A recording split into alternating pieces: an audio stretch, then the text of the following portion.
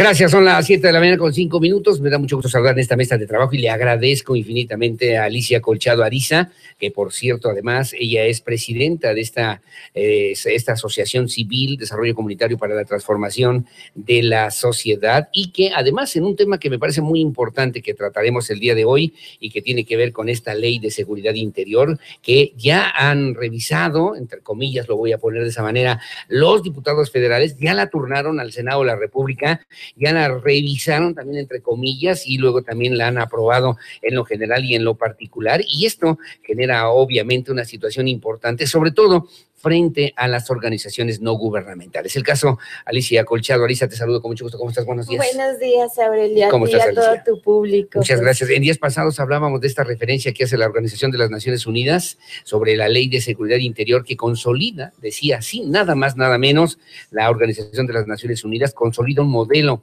de seguridad que no ha dado los resultados esperados en nuestro país, Alicia Colchado. Efectivamente, ese fue uno de los pronunciamientos, hubo varios, la Comisión Interamericana de Derechos Humanos fue otra, y algunos actores sociales y políticos nacionales e internacionales se pronunciaron en el mismo sentido, Aurelio. Claro.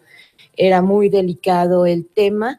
Y bueno, ya la historia, ahorita ya estamos como viendo el final de la historia, fue aprobada primero por la Cámara de Diputados, se turnó a la Cámara de Senadores, la de Senadores la regresa a la Cámara de Diputados con algunas observaciones y la Cámara de Diputados en segunda ocasión la aprueba en menos de una hora.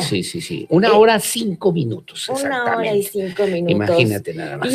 Y bueno, faltó discusión, faltó debate, faltó análisis, faltó conocer más a detalle los posicionamientos, no solamente de las organizaciones no gubernamentales, Alicia Colchado, sino también incluso de las diferentes fuerzas políticas y sociales en nuestro país, ¿no? Definitivamente, una de los reclamos más sentidos, más allá del propio sentimiento hacia esa ley, era la exigencia de ser escuchados. Claro.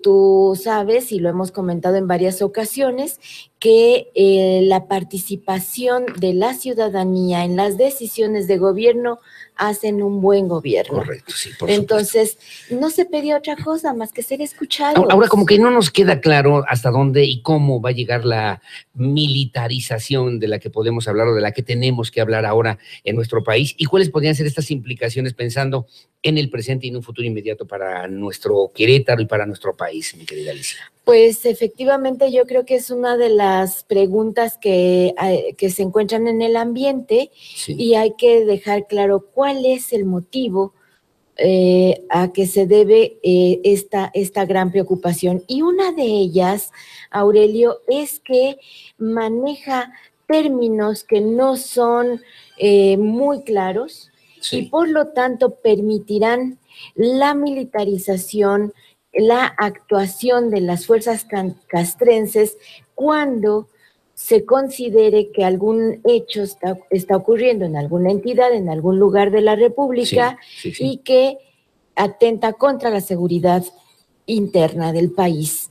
Puede ser, por ejemplo, se viene próximamente ya la extracción del petróleo vía fracking y va a haber ciudadanos campesinos que se organicen y que no estén de acuerdo. Y en fin, eso se considerará entonces, la pregunta sería, ¿problema de seguridad como un hecho interior? Que pueda atentar en contra de la seguridad nacional o de la seguridad interior en nuestro país. Fíjate que uno de los análisis que hacía el senador Encinas iba en ese sentido, que más que esta ley de seguridad se haya implementado previo a un proceso electoral y por lo tanto pues hay en el ambiente esa idea. ¿Crees eso? ¿Tú crees eso? ¿No? Pudiera ser también. Pudiera ser. Las protestas que se vengan en torno a un proceso electoral que no sea totalmente claro, entonces pudieran ser consideradas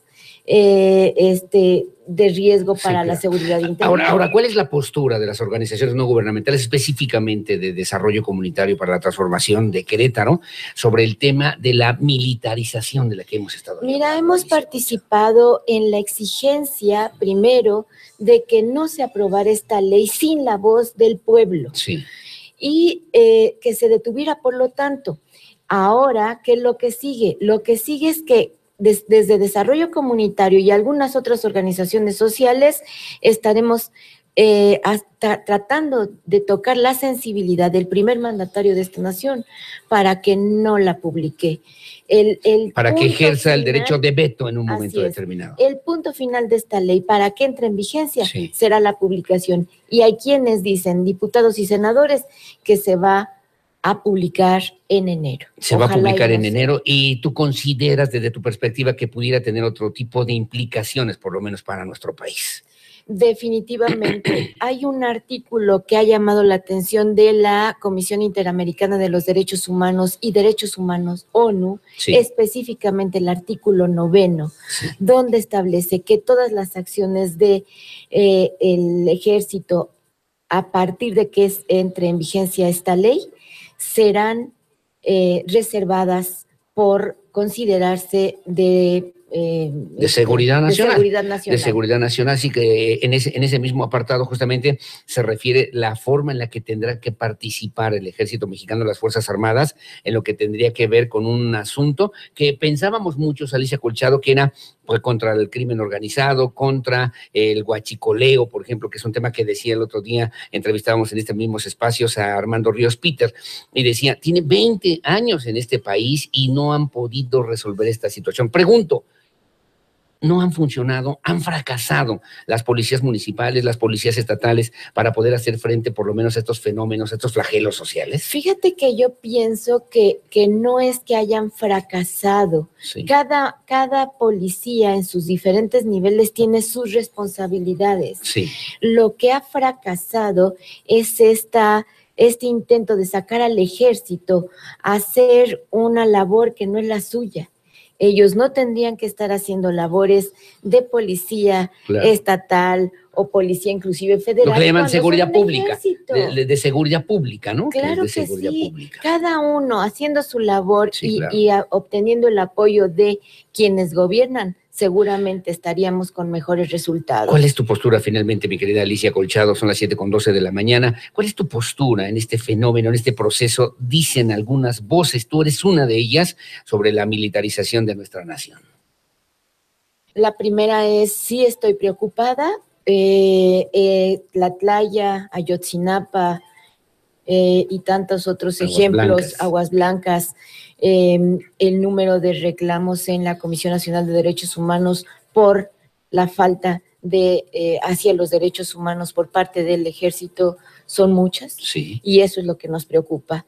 Nuestra posición será el seguir exigiendo que esta ley se abrogue, en primera, que no se publique, y en caso de que se publique, no sumaremos al acto de inconstitucionalidad que se impulsará en todo el país. Que tú estuviste personalmente en el Senado de la República justamente todo este proceso, pero sí consideras y sí ves necesario que se vuelva a hablar del tema de la ética política, de la ética que debe servir para resolver y atender necesidades de una sociedad libre, de una sociedad crítica, de una sociedad abierta a un proceso de cambio que hoy, por ejemplo, vive Querétaro, Alicia.